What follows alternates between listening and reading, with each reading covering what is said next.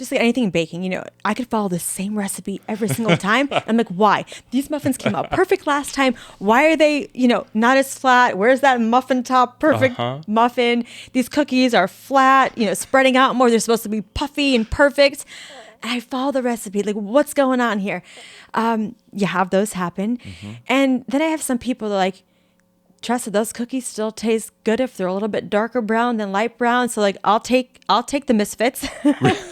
So I have a group of people that if I have a bad batch, they still want the misfits because they're like, it's a cookie. I don't need it to be a circle. If it's crumbles, I'll still eat it. So it's really funny where some people are like, yeah, I'll take some misfits. And I'd be like, hey, I got a batch of burnt muffins. Do you want them? Like, they still taste the same. I will take them. Yep. I had a delivery once. Luckily, it was a close friend.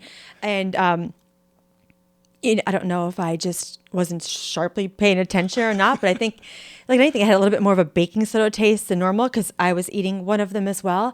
And I kind of messaged them like, hey, you may not want to eat those muffins. They don't quite taste exactly perfect like I want them to be. And she's like, nothing tastes wrong to me.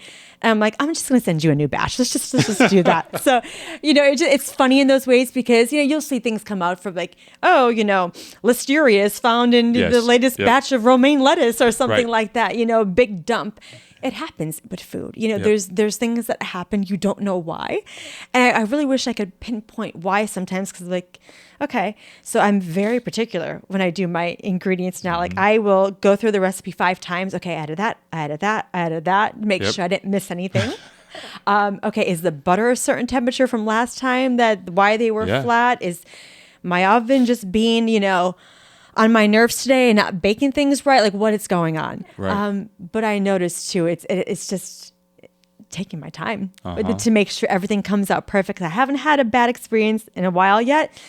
So maybe I'm due for one, Phil. I don't know for the next bad batch of cookies. But luckily, it's kind of hard to, really mess up chocolate chip cookies, right? That's fair. Adding gluten-free, adding protein is definitely more of a science I had to create. Some of my recipes are a little bit more involved. But I did have a few batches throughout the trials and errors where they just didn't come out. I remember just totally dumping one batch because I didn't like the look of it. And I'm just like, I'm not selling that. I'm just not. Yep. But then I've learned too, I have some close friends and clients that are like, don't you throw those away. Right. I will eat those.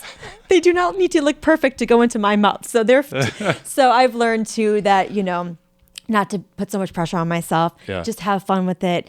And you're going to have a bad batch every now and then, and that's okay.